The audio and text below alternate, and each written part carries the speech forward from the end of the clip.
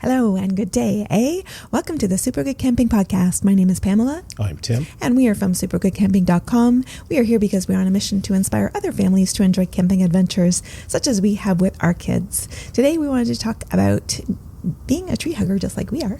That you want to go on, if you're going on a camping trip, there's ways to make it more environmentally friendly.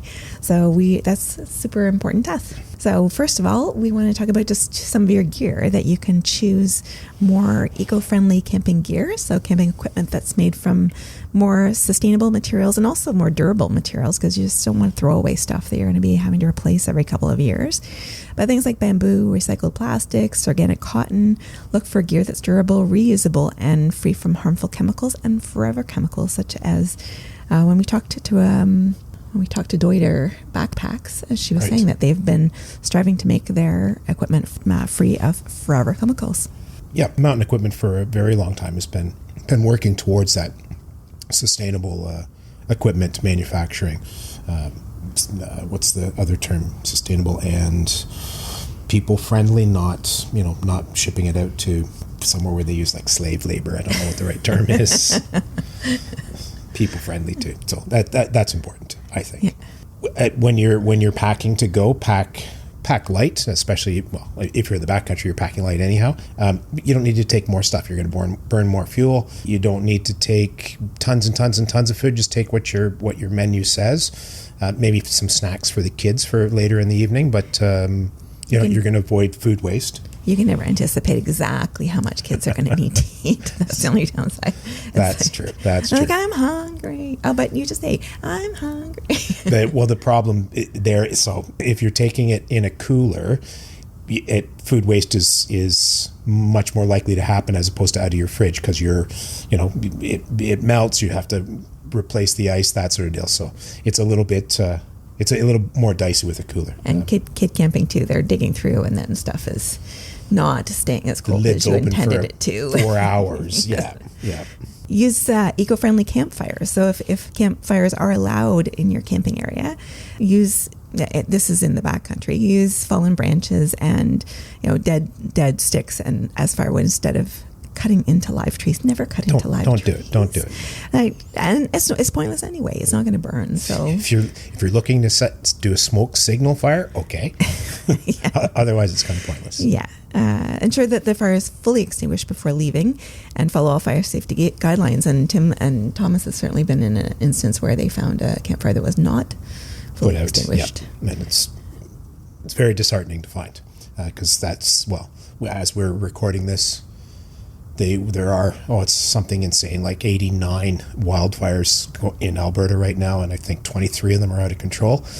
Let's not do that to Ontario. We've had it happen before, and we get wildfires every year.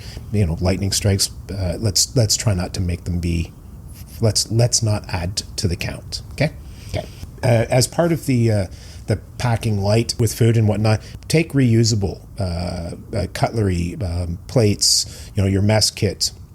Don't do the paper plates and the plastic knives and forks. I know it's I don't have to do dishes. I get that, but you know what? If I had to take one for the team, I would do the dishes. Although I'd make the kids do it when they come. Maybe that's why they don't come so much anymore.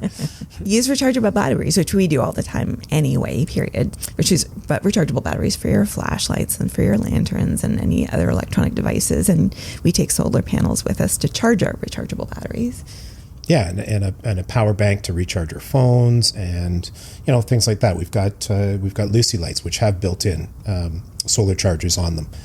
Stuff like that. We use rechargeable batteries at home. Well, I can't think of anywhere we've got non-rechargeable ones as it is, but just saying. It's better for the environment too in the long run, aside from the lack of, additional electricity that you're using or what have you. Batteries are fairly terrible unless they're recycled properly, but lots of people throw them out, so then you've got nasty chemicals leaching into the soil, and just don't do it. Get rechargeable ones and recycle them, or give them to me and I'll recycle them for you. Minimize your water usage. Conserve water by using biodegradable soaps and shampoos, and limit your water usage while you're washing dishes, cooking, personal hygiene.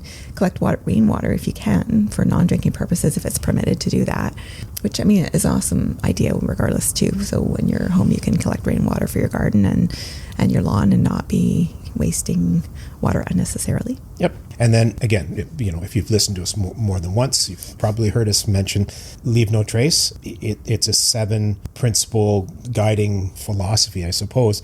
Plan ahead, prepare, travel, camp on durable surfaces, dispose of your waste properly. Most provincial parks will have waste diversion, so you can get your propane cylinders recycled. You can do recyclables. You can do food waste as a separate entity. You can do garbage. Yeah, minimize your campfire impacts. Again, do your make sure that it's fully out. Don't burn live stuff. If you're inside a provincial park, front country camping, buy your wood.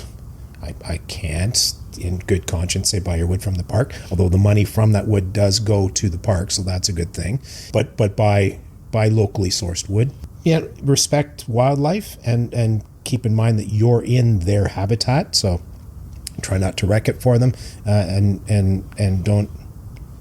We'll leave raccoons out of the conversation, but try not to try to minimize your impact. So on long lines of respecting wildlife and their habitats, so observe them from a distance.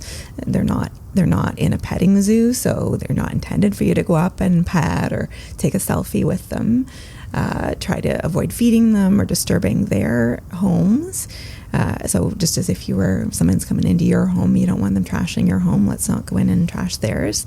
Respect protected areas. There will be protected areas that are delicate, and these are habitats that are trying to be revitalized, so try not to be trampling through something like that.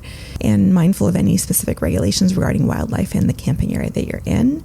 We were watching a thing about bears recently, weren't we? About bears having to be unfortunately put down often because they were people were feeding them, and they were becoming habituated to the fact that this is a good place to go get food, and despite trying to move them elsewhere and hopefully deal with the problem that way, they would find their way back, and then they would become a nuisance bear. So please don't do that as much as you're well-intentioned trying to feed the animals and give them something to eat. It's not benefiting them, and in the long run can cause them their life. Yeah, choose sustainable transportation. So we have a service here in Ontario, and I believe it's in BC as well, called Park Bus, and they go to, weirdly, a whole bunch of provincial parks, but also conservation areas. You can take day trips, you can take weekend trips, you can take week-long trips. There's still, well, I don't know if Greyhound exists anymore. I know Northland is a bus service that runs. That's much more environmentally friendly to have a whack of people on a bus than a whack of cars with 1 or 2 people in each. Well, and as we've talked to Josie Dinsmore, she does cycling camping. So cycling to your destination is an option too. Which is excellent, yeah. Yeah, or hiking to where you're going so that you don't actually have to take any kind of transportation. But yeah, Park Bus actually has awesome trips, and they do kind of organized hikes. They go to Arrowhead in the wintertime, because Arrowhead's a busy park in the winter because everybody wants to go there and not go on the skate trail. So you can take the Park Bus to get to Arrowhead in the wintertime. Yeah. Use biodegradable and eco-friendly products. So similar to what we'd said before about trying to do eco-friendly camping, that you're trying to choose things that biodegradable toiletries such as soaps and toothpaste to minimize the impact on water. Avoid using chemical-laden insect repellents, or choose natural alternatives, which is not always feasible. Like there are times where DEET is really the only thing that's going to do the trick. And even then I find DEET doesn't even do the trick for me. So I'm just fodder for mosquitoes. It's enough for the rest of us, though. Just saying. Well, we actually had read something this week earlier about someone saying the reason some people are susceptible to mosquito bites is because they just haven't let the mosquitoes gorge on them, so they never developed a natural immunity to mosquito bites, which I gather I think is a load of hogwash. I would agree. I think they feasted on me enough. I should have immunity by now if that was going to happen. It's not the case. She's my natural protection from mosquitoes, because all I have to do is be near her, and they eat her, and they don't eat me. So. I'm the shield. There you go. And here's one that's right up our alley. We'll finish off with educate and inspire others. Share your knowledge and passion for eco-friendly camping with fellow campers. Encourage other people to to try to do more sustainable practices. And when you find something that is environmentally friendly and made a change in your camping game, tell others. Lots of people it's simply a lack of knowledge. Get out there, let them know how to do that stuff. Make it be. If we're all working towards the same goal, we get there faster and we do a better job of it. So. Well, and tell us, and then we'll tell others. There you go. Feel free to reach out to us, and we'll spread the news. And also, who doesn't want a cleaner planet? As far as we're concerned, it doesn't really. But even if climate change isn't real, who doesn't really actually want a cleaner planet, healthier air, and healthier water for all of us? Yep. Even backcountry camping, we in the old days, you packed everything in the vacuum pack bags or Ziplocs or whatever, and then you burnt it, so you didn't have to lug it back out. You know what? I carry it back out now. I bring it home. I recycle it. I don't. That's a bad thing to do, and it's a practice I changed in my camping game. So there you go. Bad chemicals in the air. So by implementing these practices, we hope you enjoy more eco-friendly camping trips while minimizing your impact and preserving the natural beauty of the outdoors for all of us. And that's it for us for today. Please do reach out to us. Our email address is hi@supergoodcamping.com. That's hi@supergoodcamping.com. And we are on all the social media. We are on Instagram, Facebook, Twitter, and please do subscribe to us on YouTube. We'd love to see you there. Take care, and we'll talk to you soon. Bye. Bye.